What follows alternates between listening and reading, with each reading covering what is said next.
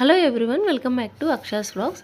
So ఈరోజు ఏంటంటే మనం వీడియో రికార్డ్ చేసేటప్పుడు వీడియోకి ఒక ఒరిజినల్ వాయిస్ కానీ సౌండ్ కానీ ఉంటుంది కదా, అది రిమూవ్ చేసి మ్యూజిక్ కానీ వాయిస్ ఓవర్ కానీ చేసుకోవచ్చు.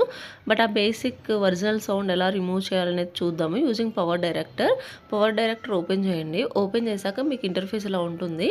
న్యూ ప్రాజెక్ట్ మీద క్లిక్ చేయండి. క్లిక్ చేశాక మీరు ఏ వీడియో అయితే మ్యూట్ చేయాలనుకుంటున్నారో, సౌండ్ రిమూవ్ చేయాలనుకుంటున్నారో ఆ వీడియో సెలెక్ట్ చేసుకోండి. నేను ఇక్కడ ఒక ర్యాండమ్ వీడియో అయితే సెలెక్ట్ చేసుకున్నాను. కింద ఆడియో ఆప్షన్స్ ఉంది కదా, దాని మీద క్లిక్ చేస్తే మీరు ఏంటంటే వాయిస్ రిమూవ్ చేశాక వాయిస్ ఓవర్ కానీ సౌండ్ కానీ మ్యూజిక్ కానీ యాడ్ చేసుకోవచ్చు. బట్ అక్కడైతే వాయిస్ రిమూవ్ చేయలేము, సౌండ్. సో లాస్ట్లో ఆడియో మిక్సింగ్ అని ఉంది కదా, దాని మీద క్లిక్ చేయండి. క్లిక్ చేశాక అక్కడ 100, 50, 100 అలా ఉంది కదా, అదంతా కూడా జీరోలో పెట్టేసుకుంటే మీ వీడియో మొత్తం మ్యూట్ అయిపోయినట్టే, సౌండ్ మొత్తం రిమూవ్ అయిపోయింది. ఒకసారి ప్లే చేసి చెక్ చేసుకోండి. సో మొత్తం వాయిస్ మొత్తం రిమూవ్ అయిపోయింది అనుకుంటే అక్కడ టాప్లో షేర్ బటన్ ఉంటుంది.